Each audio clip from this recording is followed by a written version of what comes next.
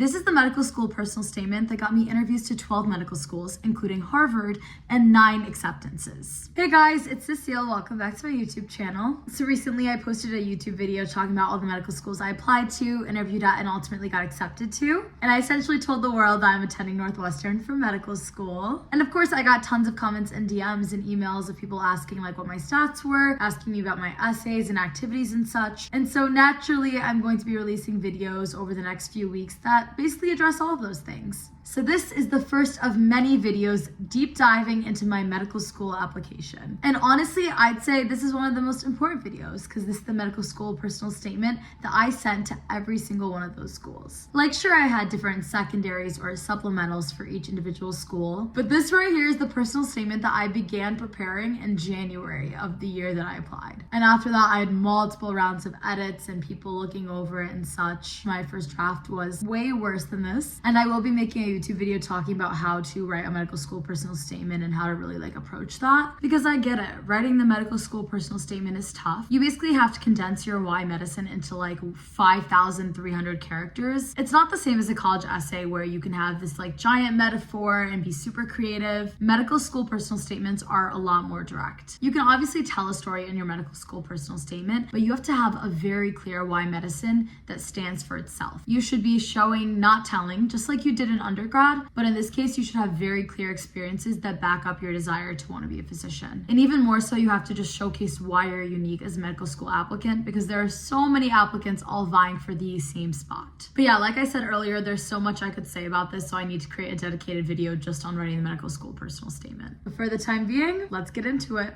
Marhaba, meaning hello in Arabic, was a familiar greeting at my regular doctor visits. Amongst bare walls and glaring fluorescent lights, the soothing sound of my family's mother tongue infused the room with warmth. As a child, I never gave it much thought that my parents spoke with my doctors almost exclusively in Arabic. All I felt was relief, knowing I was in the care of someone who understood my background. Lively conversations about shared Middle Eastern dishes and customs seamlessly integrated into my appointment, bridging healthcare and heritage. Years later, while shadowing my pediatrician, I witnessed the same cultural sensitivity as she explained medical concepts with patients' upbringing and values in mind. She encouraged parents to vaccinate their daughters against HPV while acknowledging their belief in premarital abstinence. Prescribing medication for a patient observing Ramadan, she adjusted the timing so he could fast. As I watched her build trust with patients in vulnerable positions, I began to envision myself bridging the gap between scientific knowledge and compassionate patient care. Hours after my encounters, I was still reflecting on both the patient's biological needs and individual needs. Eager to pursue my interest in understanding medicine within a socio-cultural context, I entered Brown University and created a major called Infectious Epidemiology, synthesizing my interests in history, biology, and public health.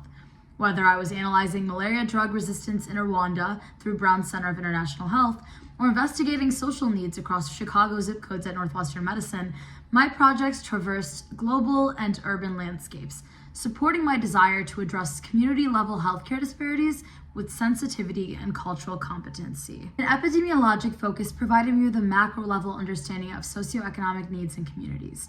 My later clinical experiences encouraged a micro-level understanding of patients' experiences.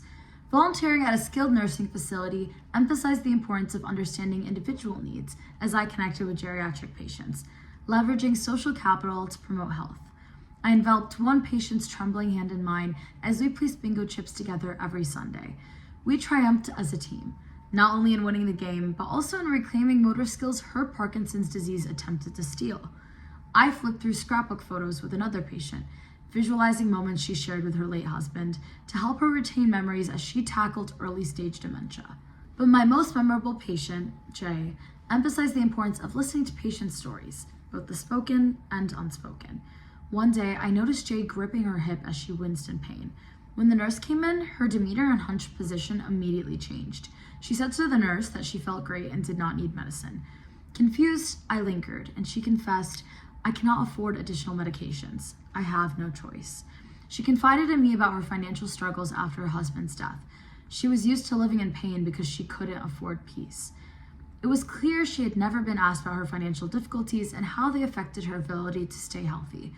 With her consent, I informed the nurses, who consulted a social worker to explore covered medication options. Though Jay was adamant in refusing help earlier, I watched hope build in her eyes as she learned about her eligibility for assistance programs. Seeing Jay's silent struggle with pain brought to light the often overlooked intersection between an individual's health and socioeconomic factors. This inspired me to be a physician who understands and works to address the ways patients' social needs impact their narratives.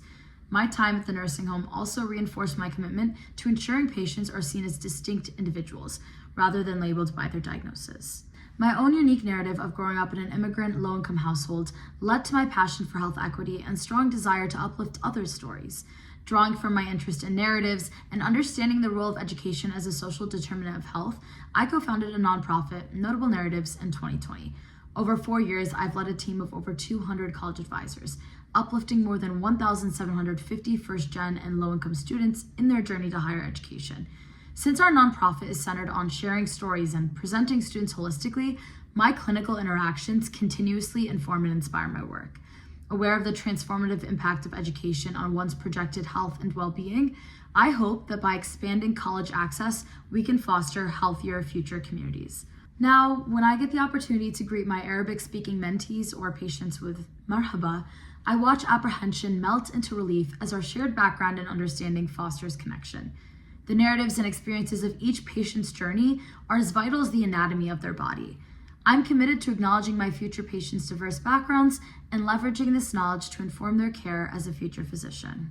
So that was my entire medical school personal statement. Reading that right now for this video was honestly so crazy. I've only ever seen it written out, so it's just kind of crazy like saying it. Like all the emotions I experienced while writing this essay are like coming back to me right now. But yeah, I'm super proud of this essay, and I hope that me sharing my essay has given you some sort of inspiration for what yours could look like. In the meantime, stay tuned because I'm going to be releasing a how to write a medical school personal statement video very soon, because I do know that you're allowed to start submitting your personal statements in literally like 2 weeks. So hopefully I can get that out to you guys pretty soon so you have it in time to like review your personal statement, or maybe write it if you're not planning on submitting your primary just yet. Or maybe you're just a pre-med right now who isn't currently applying for med school but wants to get some inspiration so they know what to look for in their experiences so that they can best write this essay in the future. And if you are one of those pre-meds that's watching this video like years before you have to apply to medical school, I would recommend creating a spreadsheet or document of some sort that basically lists out all of your extracurricular activities and then bullets of like memorable encounters or experiences from each one. And this is particularly important for your clinical experiences because when you're writing this medical school personal statement in the future, or even just the secondaries that you're going to write for each school, you will not remember any of those clinical encounters. And it could have been a clinical encounter that totally shaped how you viewed medicine or really inspired you to pursue medicine. But if you can't remember it in detail, it's not going to help. So save your future self and start writing those notes now, because I did, and it really helped me.